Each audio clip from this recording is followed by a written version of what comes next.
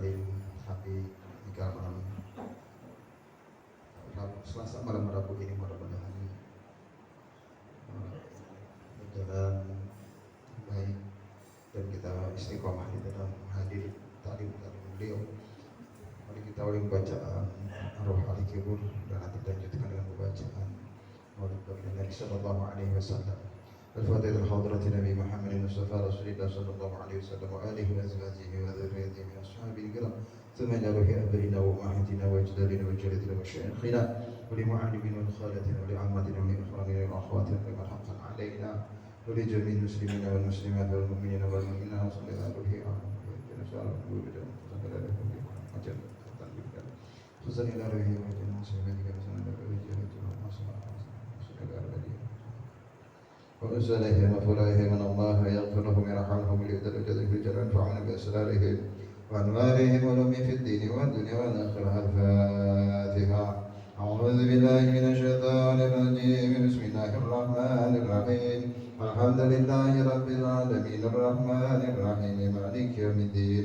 إياك نعبد وإياك نستعين اهدنا الصراط المستقيم صراط الذين أنعمت عليهم غير المغضوب عليهم ولا الضالين. آمين.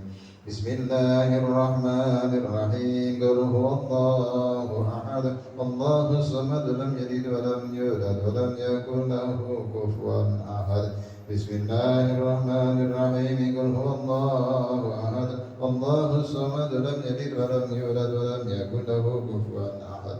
بسم الله الرحمن الرحيم. قل هو الله أحد الله الصمد لم يلد ولم يولد ولم يكن له كفوا أحد. الله أكبر. لا إله إلا الله والله أكبر. بسم الله الرحمن الرحيم. قل أعوذ برب الفلق من شر ما خلق ومن شر غاسق إذا وقب ومن شر النفاثات في العقد ومن شر حاسد إذا حسد. الله أكبر. لا إله إلا الله الله أكبر. بسم الله الرحمن الرحيم. قل أعوذ برب الناس ملك الناس إله الناس من شر الوسواس الخناس الذي يوسوس في صدور الناس من الجنة والناس. بسم الله الرحمن الرحيم. ألف لام ميم. ذلك الكتاب لا ريب فيه هدى للمتقين الذين يؤمنون بالغيب ويقيمون الصلاة ومما رزقناهم ينفقون والذين يؤمنون بما أنزل إليك وما أنزل من قبلك وبالآخرة هم يوقنون أولئك على هدى من ربهم أولئك هم المفلحون. وإلهكم إله واحد لا إله إلا هو الرحمن الرحيم. الله لا إله إلا هو الحي القيوم لا تأخذه سنة ولا نوم له ما في السماوات وما في الأرض. من ذا الذي يشفع عنده إلا بإذنه يعلم ما بين أيديهم وما خلفهم ولا يحيطون بشيء من علمه إلا بما شاء. وسع كرسيه السماوات والأرض ولا يئوده حفظهما وهو العلي العظيم. أستغفر الله العظيم. أستغفر الله العظيم. أستغفر الله العظيم. أفضل الذكر فاعلم أنه لا إله إلا الله يا معبود. لا إله إلا الله يا موجود. لا إله إلا الله يا محمد رسول الله صلى الله عليه وسلم. لا إله إلا الله. لا إله إلا الله. لا إله إلا الله. لا إله إلا الله. لا إله إلا الله. لا إله إلا الله. لا إله إلا الله. لا إله إلا الله. لا إله إلا الله. لا إله إلا الله. لا إله إلا الله. لا إله إلا الله. لا إله لا إله إلا الله. لا إله إلا الله. لا إله إلا الله. لا إلا الله لا إله إلا الله لا إله إلا الله لا إله إلا الله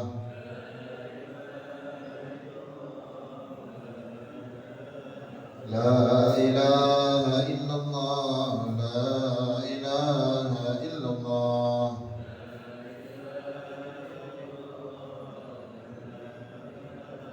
لا إله إلا الله محمد رسول الله اللهم صل على سيدنا محمد اللهم صل عليه وسلم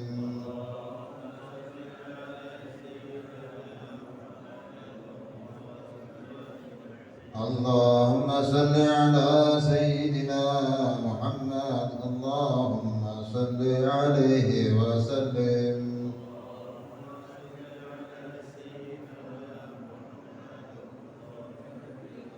اللهم صل على سيدنا محمد يا ربي صل عليه وسلم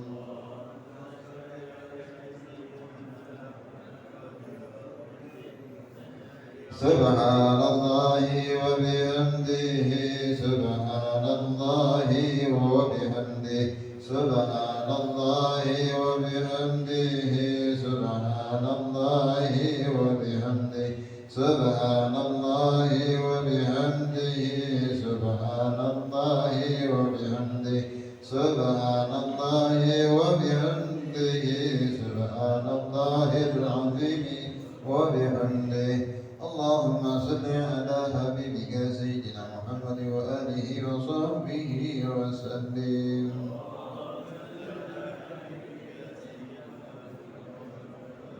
اللهم صل على حبيبك سيدنا محمد وآله وصحبه وسلم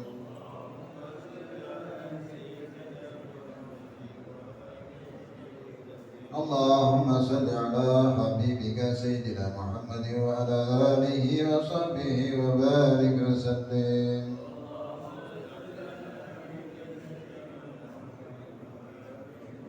لا إله إلا الله محمد رسول الله صلى الله عليه وسلم كلمة الحق عليها نحيا وعليها نموت وعليها وبها نبعث إن شاء الله تعالى من الآمنين برحمة الله وكرامه إن الله وملائكته يصلون على النبي يا أيها الذين آمنوا صلوا عليه وسلموا تسليما أستغفر الله العظيم أستغفر الله العظيم أستغفر الله العظيم أكرم يا الله يا بابا يا كريم اللهم صل وسلم على سيدنا محمد في الأولين والآخرين وسلم رضي الله تبارك وتعالى كل صحابة رسول الله أجمعين بسم الله الرحمن الرحيم الحمد لله رب العالمين حمدا يوفي نعمه ويكافئ مزيدا يا ربنا لك الحمد كما ينبغي لجلال وجهك الكريم ولعظيم سلطانك اللهم صل على سيدنا محمد وعلى آل سيدنا محمد اللهم ربنا وتقبل واغفر ثواب ما قرأناه من القرآن العظيم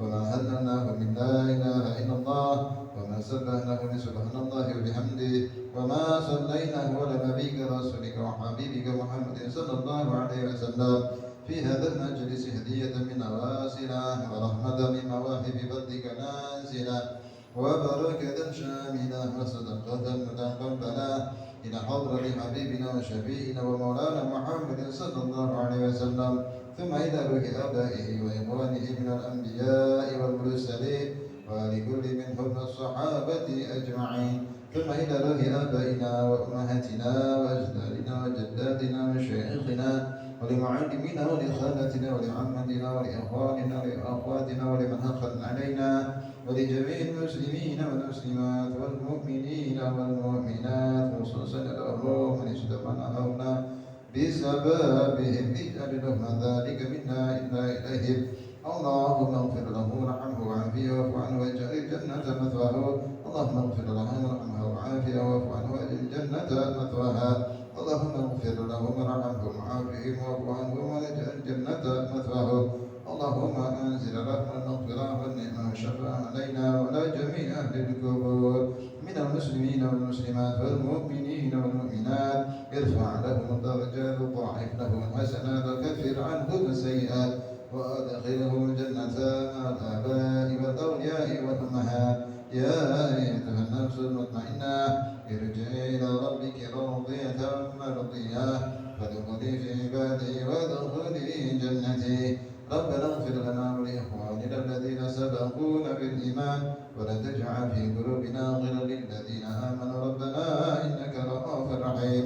ربنا آتنا في الدنيا حسنة وفي الآخرة حسنة وقنا عذاب النار. وصلى الله على سيدنا محمد وآله وصحبه وسلم. سبحان ربك رب العزة عما يصفون وسلام على المرسلين والحمد لله رب العالمين.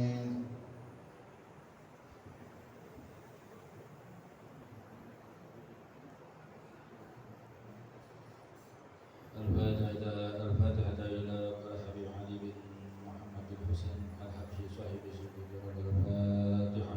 أعوذ بالله من الشيطان الرجيم. بسم الله الرحمن الرحيم. الحمد لله رب العالمين الرحمن الرحيم مالك يوم الدين. إياك نعبد وإياك نستعين اهدنا الصراط المستقيم صراط الذين أنعمت عليهم غير المغضوب عليهم ولا الضالين آمين. يا رب صل على محمد يا رب صل عليه وسلم يا رب صل على محمد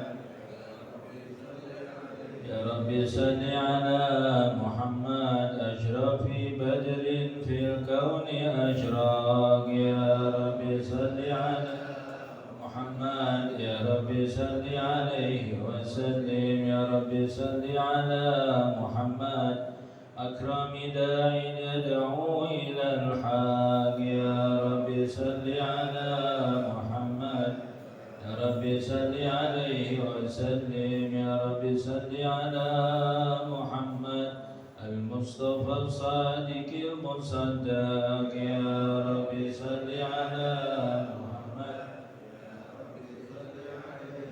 يا رب صل على محمد وافتح من الخير كل مغلاق يا رب صل على محمد يا رب صل عليه وسلم يا رب صل على محمد ومن بحبل النبي توثق يا رب صل على محمد يا رب صل عليه وسلم يا رب صل على محمد يا رب صل عليه وسلم يا رب صل اللهم صل وسلم وبارك عليه وعلى آله. اللهم صل وسلم وبارك عليه وعلى آله. بسم الله الرحمن الرحيم. إنا فتحنا لك فتحا مبينا ليغفر لك الله ما تقدم من ذنبك وما تأخر ويتم نعمته عليك ويهديك صراطا مستقيما وينصرك الله نصرا عزيزا. لقد جاءكم رسول من أنفسكم عزيز عليه ما عنتم حريص عليكم بالمؤمنين رؤوف رحيم. فإن تولوا فقل حسبي الله لا إله إلا هو عليه توكلت وهو رب العرش العظيم. إن الله وملائكته يصلون على النبي يا أيها الذين آمنوا صلوا عليه وسلموا تسليما. اللهم صل وسلم وبارك عليه وعلى آله. اللهم صل وسلم وبارك عليه وعلى آله. الحمد لله قوي سلطان والغني برهان والمقصود بالوجود كرمه وإحسانه. تعالى مجد وعظم شانه. خلق الخلق لحكمة وتعالى علما وبسط له من فيض المنة ما عبده رحمة. تعلقت إرادة الأزلية بخلق هذا العبد المحبوب فانتشرت آثار شرفه في عوالم الشهادة والغيوب. وجل هذا المن الذي تكرم به المنان وما أعظم هذا الفضل البرز من حضرة الإحسان صورة كاملة ظهرت في هيكل المحمود فتعذرت بوجود أكناف الوجود وترزت برد العوالم بطراز التكريم.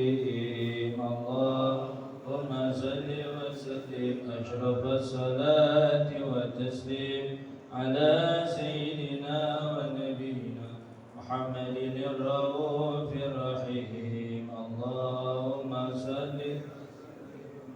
اللهم صل وسلم وبارك عليه وعلى آله. فحين قربا والموت هذا الحبيب أعلنت السماء والأرض ومن فينا بالترحيب.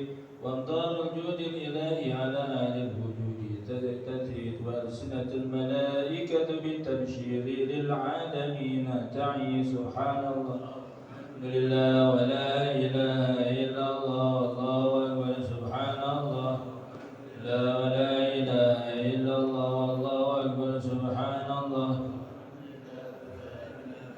والقدرة كشفق هذا المستور يبرز نور كاملا في عوالم الظهور. نورا فاق كل نور وانفذ الحكم حكم على من أتم هذه النعمة من خاص الأمة. أيام درين ولأمتان سند نبي المسعود ومشاركة النبي تسمة الممدود. وحضرت بتوفيق السيدة مريم والسيدة آسيا وما هما من الحور العين من قسم الله له من الشرف القسمة الوافية. الوقت الذي رتبط على حضوره وجود هذا المولود فانفلق صبح الكمال من النور عن عمود.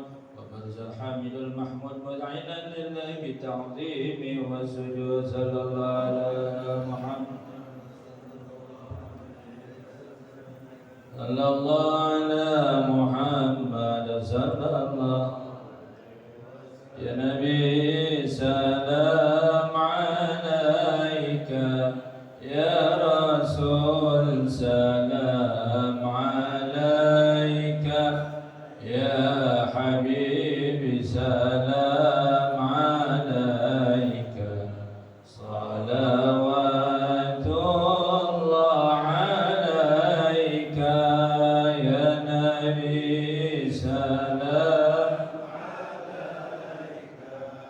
يا رسول سلام عليك يا حبيبي سلام عليك. صلوات الله عليك. أشرق الكون ابتهاجا بوجود المصطفى أحمد. ولأهل الكون أنس وسرور قد تجدد. يا نبي سلام عليك يا رسول سلام عليك يا حبيبي سلام عليك. صلوات عليك. فاضربوا يا المثاني فهزلوا اليمن غرا واستضيئوا بجمالي فقفي الحسن تفرد. يا نبي سلام عليك يا رسول سلام عليك يا حبيبي سلام عليك. صلوات الله عليك. ولنا البشرى بسعد مستمر ليس ينفد حيث أوتينا عطاء. الله الله جمع الفخر المؤبد. يا نبي سلام عليك يا رسول سلام عليك يا حبيب سلام عليك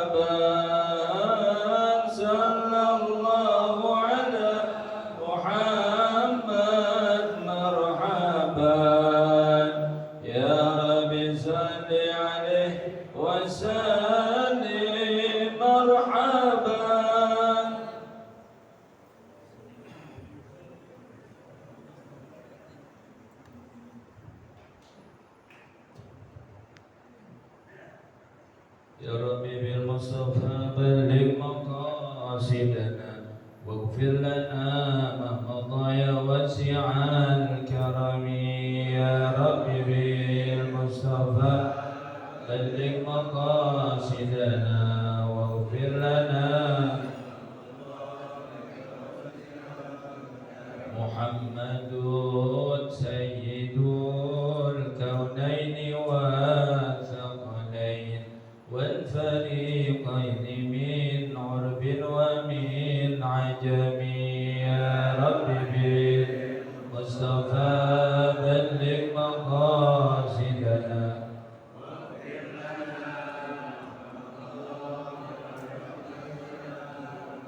هو الحبيب الذي ترجى شفاعته لكل هول من الأهوال مقتحم. يا رب بالمصطفى بلغ مقاصدنا واغفر لنا ما مضى يا واسع الكرم. اللهم صل وسلم وبارك عليه وعلى آله وصحبه على محمد. بسم الله الرحمن الرحيم. السلام عليكم ورحمة الله وبركاته. الحمد لله وكفى والصلاة والسلام على سيدنا محمد المصطفى وعلى آله وأصحابه أهل الصدق والوفاء. اللهم صل على نور الأنوار وسر الأسرار وترياق الأخيار ومفتاح باب اليسار سيدنا محمد المختار وآله الأطهار وأصحابه الأخيار عدد نعم الله وإفضاله على بعد. Jamaah sekalian, alhamdulillah malam ini kita mulai buka pengajian lagi, yang mana kita sudah melewati bulan Ramadan ya. Bulan Ramadan alhamdulillah kita ditemani oleh orang tua kita juga, ada Haji Wahab, ada Haji Ishaq, ada Ustaz Sibli, Ustaz Muhadi, juga para asatid lainnya. Dan orang kalau setelah Ramadan pasti kita harus mengambil pelajaran apa aja yang ada di bulan Ramadan. Pengennya memang kalau yang pelajaran di bulan Ramadan itu membekas dalam kehidupan kita. Jadi orang yang ciri-cirinya berhasil melewati bulan Ramadan itu kalau dia bisa mengambil pelajaran di dalam madrasah ruhaniyah. Jadi madrasah Ramadan itu bisa kita ambil. Kan di Ramadan kita mungkin waktu di bulan Ramadan kita sebutin, sebenarnya di dalam Ramadan itu banyak pelajaran-pelajaran. Kita bisa disiplin waktu. Kita yang enggak biasanya bangun jam 3 bisa bangun jam 3 tuh kalau udah niat. Ya. Apa niatnya? Kita pasang alarm, kita masak, kita ini. Kita yang dulu nggak pernah berpikir sholat sunnah banyak, bisa sholat bisa ada belasan, ya puluhan lagi di bulan Ramadan. Kita bisa qiyamul lail, kita bisa baca Al-Quran. Nah, sebagai bukti kita tuh mampu. Nah, kenapa dikasih sebulan? Dikasih sebulan itu sebenarnya dikasih supaya kita kebiasaan itu semua perbuatan itu bisa jadi habit itu kebiasaan. Nah, sebenarnya kalau di bulan Ramadan selesai, habis Idul Fitri bisa tuh kita lakukan ke sehari-harian. Ya, kalau kita ngadepin jajan, kita buka puasa, supaya lanjut Senin Kamis nggak masalah, lanjutin semuanya. Dan di bulan Ramadan juga kita bisa silaturahmi. Di Ramadan kita bisa silaturahmi, dan orang-orang yang silaturahmi itu besar mendapatkan semua pahala.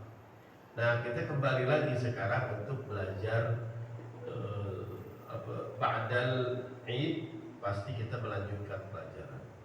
Pelajaran yang paling penting adalah dari semua pelajaran bukan cuma dapat ilmu. Yang penting hasilnya adalah insyirahus sadr, lapang dada, itu yang penting. Orang kalau belum lapang dada, ilmunya banyak, itu nggak bisa. Ada pernah coret-coret, ada kitab namanya ditulis oleh Dr. Muhammad Said Ramadan Al-Muti. Nama kitabnya Mushkilatuna wa Mushkilatuhum, problem kami dan problem mereka. Itu bagus, dia bilang berkali-kali, katanya khotib ini cendekiawan, khotib, orang-orang pintar itu suka nyampein pentingnya ukhuwah. Pentingnya ukhuwah, persaudaraan dalam Islam itu berkali-kali. Mau di khutbah Jumat disampaikan, mau di seminar disampaikan.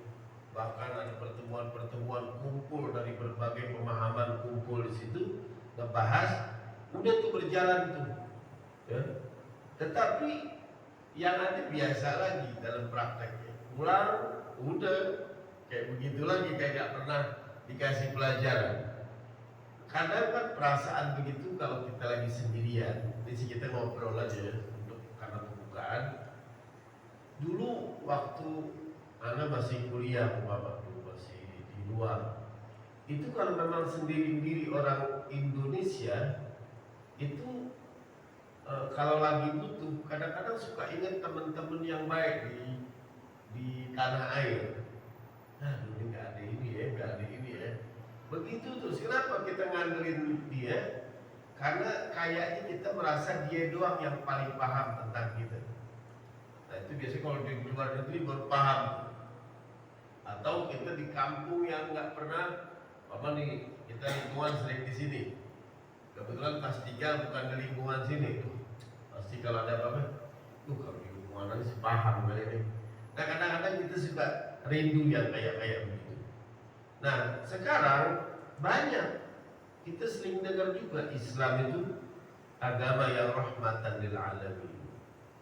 Rahmatan lil alamin. Tapi buktinya kita dulu sih ya, sekarang sudah bagus mungkin. Dulu ternyata bukan rahmatan lil alamin, rahmatan lit taifin. Rahmat bagi kelompoknya aja. Jadi kalau umpama memang dia semadzhab baru kita senyum. Kalau bukan semadzhab kita mungkin agak lain pandangannya. Kalau dia kunut kita baik, kalau nggak kunut agak kebalikan. Kalau dia yang nggak biasa pakai kunut, kebetulan orang pakai kunut, kayaknya diperlakukan beda. Mana? Nggak ada rahmatan lil alamin, tapi rahmatan lit taifin. Rahmat bagi kelompok biasanya. Nah ini sering kita dengar tuh, nggak ada. Nah sekarang kan kita mau tahu apa supaya ini bisa terwujud yang namanya persaudaraan dalam Islam, kita hidup harmonis dalam Islam. Satu-satunya adalah apa? Talabul ilmi, nuntut ilmu. Nuntut ilmu, kalau nggak nuntut ilmu susah. Dan hasilnya bukan cuma hasil pinter, mahal, tetapi yang dihasilkan yang jauh lebih bagus adalah insyirahus sadr, berlapang dada setelah itu. Kita bisa lihat ya. Kan sebenarnya ilmu itu pada hakikatnya sebenarnya ilmu itu jembatan buat menuju persatuan. Akhirnya ikhtilaf berbeda pendapat itu nggak jadi masalah bagi kita. Sebaliknya kalau umpama orang punya ilmu malah membongkar ikhtilaf sehingga dia paling benar itu namanya bukan berilmu dan hasilnya bukan yang namanya insyirahus sadr. Insyirahus sadr itu berlapang dada. Jadi orang mesti belajar banyak. Setelah belajar banyak dia bisa tahu yang mana perbedaan begini, yang mana perbedaan ini penting apa enggak diomongin apa segala macam, itu justru penting. Nah, yang jadi pertanyaan kata Dr. Said Ramadan Al-Buti, ilmu apa yang diperlukan supaya kita bisa kita satu sama lain nih, kita kan mau nggak mau pasti ketemu nih, saudara kadang bisa jadi setelah dewasa bisa jadi beda pemahaman dengan kebanyakan. Itu pasti ditemuin, mau saudara, entah besan, entah mantu, entah tetangga, entah saudara jauh. Di saat lebaran ketemu. Terus mau gimana? Padahal kita satu Islam, tapi apa-apa debat, apa-apa kesel, apa-apa kalau ngomong pedes sama orang kita jadi bangga. Apa kita kutip, tadi ada ketemu dia tuh, dia pakai ngomong-ngomong ini aneh gini aja, biar dia tahu dia tuh. Emang dia doang yang paling benar? Tidak benar. Debat gitu demen banget. Dan kadang-kadang kita suka ngeliat reaksinya, dianggap kita tuh menang. Kemarin ada, padahal dia lulusan Mesir tuh, kita debat aja, diem aja dia. Emang sebenarnya nggak ada apa-apa. Diem juga bisa jadi karena kesian lihat ente ilmunya cetek, dia pikir ya orang dia diem deh. Barangkali dia ngamalin pendapat Imam Syafi'i, ya. Idza nataqa as-safihu fala tujibu. Apabila orang bodoh berbicara jangan kau jawab. Fa khairu min ijabatihi as-sukutu. Maka sebaik-baiknya jawaban adalah diam. Karena kita tidak tahu ini perkataan Imam Syafi'i, kita perasaan menang aja. Alhamdulillah kemarin tadi dia diam aja, ada giniin aja. Kita puas dengan menyakiti hati orang lain. Ilmu apa yang kita dapat sebenarnya? Nah sebenarnya belajar ini, nuntut ilmu sebenarnya tujuannya adalah satu, untuk supaya dapat kita ini harmonis, bersaudara dan satu dengan yang lain. Makanya persaudaraan, silaturahmi, persaudaraan itu pertama setelah itu baru takwa, atau dia digandengkan sama ketakwaan. Di dalam surat An-Nisa, wattaqullaha alladzi tasaaluna bihi wal arham. Bertakwalah kamu kepada Allah, memohonlah kepada Allah dan silaturahmi. Baik-baik orang. Di surat Ar-Ra'd umpama ayat 23, orang-orang yang masuk surga ada apa? Walladzina yasiluna ma amara Allah bihi ayyusala wa yakhshawna rabbahum wa yakhafuna su'al hisab. Orang-orang yang menyambungkan silaturahmi yang harus disambung. Berikutnya apa? Wa yakhshawna rabbahum, dia takut sama Allah.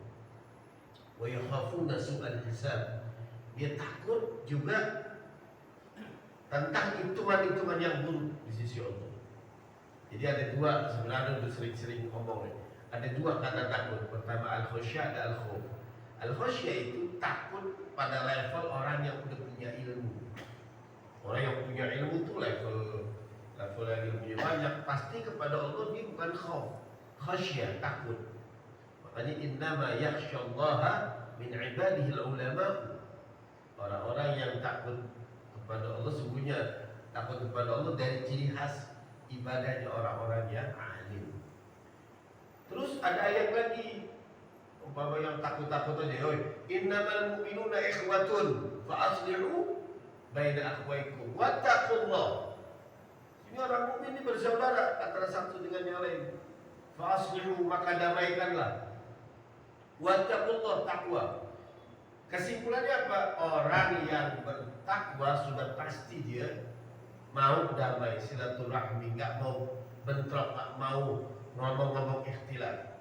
Orang yang suka nyari-nyari perpecahan, nggak mau damai, mau gagah-gagah hanya karena mau dibilang dia punya ilmu dan hanya dia mau dibilang gagah, itu orang-orang yang udah pasti nggak bertakwa. Karena dia sifatnya mecah belah. Di surat Ar-Ra'd yang 25 aja, yang ke-25 dia bilang, walladzina yanquduna ahdallahi min ba'di mitsaqi wa yaqta'una ma amara Allah bihi ayyusala wa yufsiduna fil ard ulaika la'anahumullah wa lahum su'ud dar. Orang-orang yang merusak perjanjian Allah yang memang udah Allah tetapkan, udah Allah baguskan, terus dia memutuskan silaturahmi dan dia merusak bumi, orang-orang yang begini ini dilaknat dan tempatnya yang paling buruk. Ya. Makanya orang-orang yang menjalankan silaturahmi, orang-orang tujuan menuntut ilmu itu ada insyirahus sadar, berlapang dada, kemudian dia mau duduk bareng sama mereka. Jangan ngomongin perpecahan, ikhtilaf sudah pasti ada perbedaan pendapat, tetapi jangan sampai perbedaan itu dibesar-besarkan menjadi iftirak. Berbeda pendapat itu berbeda jauh dengan perpecahan. Perpecahan ya dia sendiri yang memecah, memutuskan silaturahmi. Tapi perbedaan pendapat sudah pasti ada. Ya. Nah, tujuan untuk ilmu taklim itu kayak begitu. Kalau ada orang berbeda paham, nggak usah. Itu